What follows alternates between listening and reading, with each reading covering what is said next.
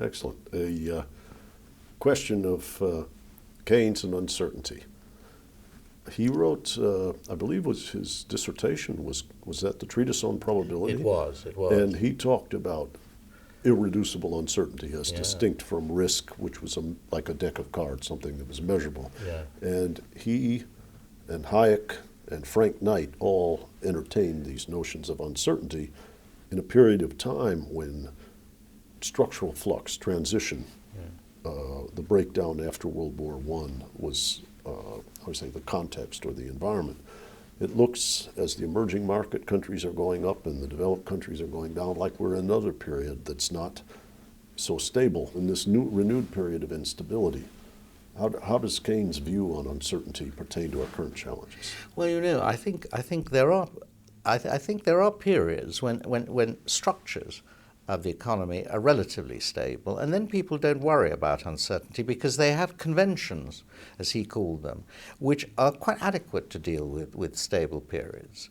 You sort of assume that tomorrow will be like today, or that three years' time won't be very different from today, and you sort of have techniques for thinking about the future which don't go wildly wrong. And of course, in some areas of life, they're actually quite reliable. And then you think that applies to other areas, that we have reliable information about the future. But when things are in flux, you suddenly realize that these anchors are no longer there.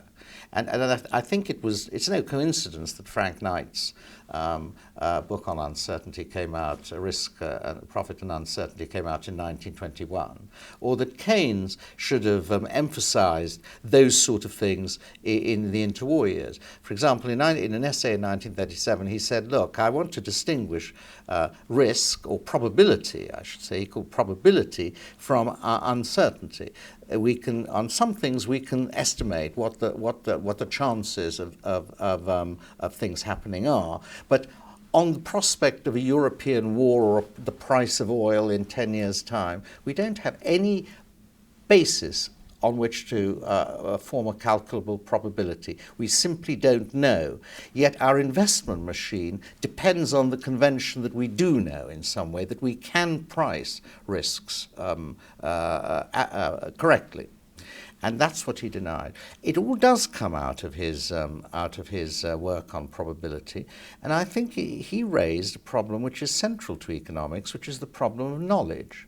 Alfred Marshall talked about the problem of time being the most difficult problem in economics, but knowledge and time are just two sides of the same coin. We know what we're doing now. 5 minutes on, we might have some difficulty in predicting what we'll be doing, and in 5 years' time, who knows where you'll be or where I'll be.